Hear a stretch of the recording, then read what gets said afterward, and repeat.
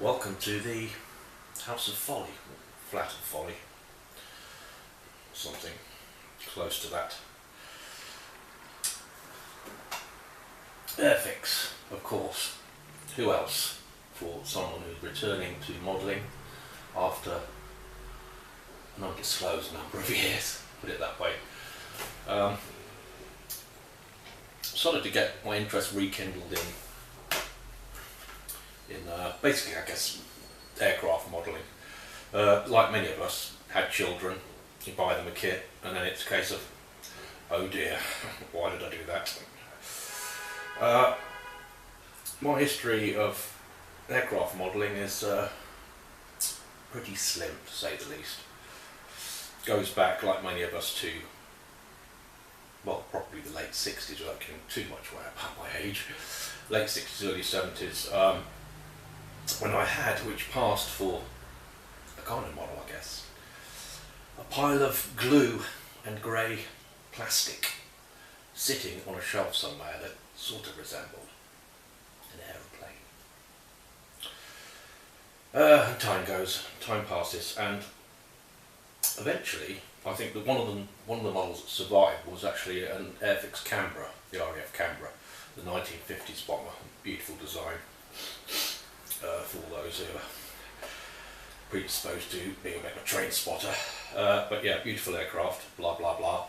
But I guess the Cold War generation, or my generation's version of the Spitfire could well possibly be, as I've said, the English Electric Lightning.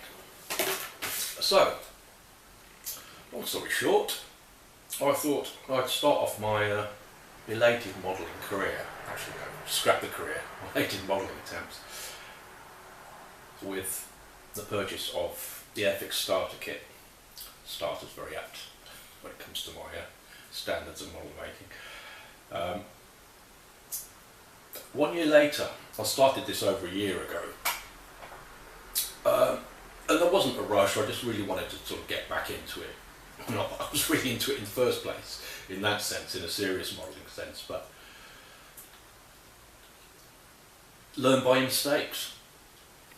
You know, it's a blank canvas, mess around with it, make mistakes, and that's how you learn, which is great. I mean, and learn I did, because there were serious fit issues with this, just not with Airfix in general, but this particular kit that I happened to buy, these starter kits, which are great. I mean, they're excellent. They come with the paints and the brushes. You know, they're great for the youngsters. There were fit issues, which then caused me to have to get involved in, you know, buying the modelling putty and filling, which I'd never done before. So I started learning there.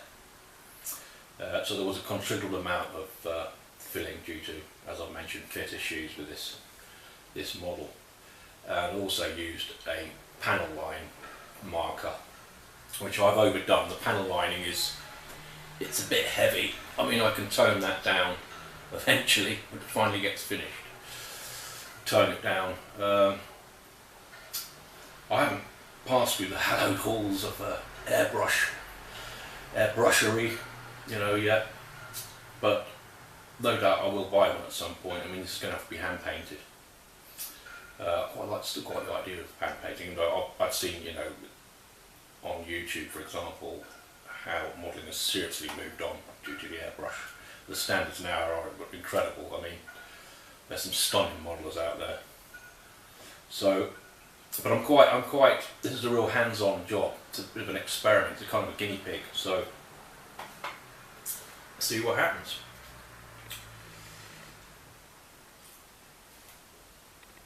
Thanks for listening.